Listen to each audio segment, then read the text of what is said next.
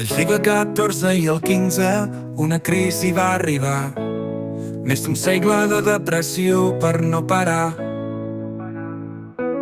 La gent va créixer molt, hi havia més població, però el menjar no arribava, una gran frustració. Del 1333, un any de gran fam, i la pesta negra va ser un gran drama.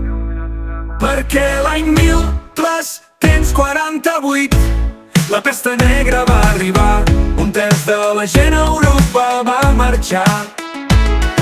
El camp es va buidar, la producció va caure, el comerç es va aturar, la gent va patir un gran calvari. A la ciutat de Barcelona, dos bàndols van topar, la buscar contra la diga, per poder van lluitar. Al camp els remences es van revoltar, contra els mals usos dels senyors la lluita va esclatar. La sentència de Guadalupe, l'any 1416, va posar fi a la guerra, la llibertat va ser el seu èxit.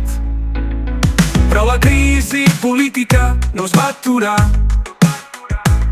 Martí l'Humà va morir sense poder heretar. L'any 1412 el Compromís de Casp va triar un rei de fora, una unió que va canviar el passat. Perquè l'any 1348 la pesta negra va arribar, un terç de la gent a Europa va marxar.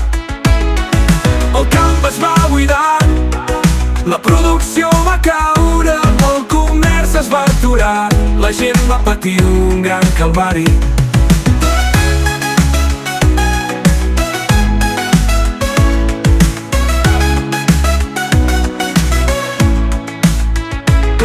La crisi política no es va aturar. Martí l'Humà va morir sense poder heretar.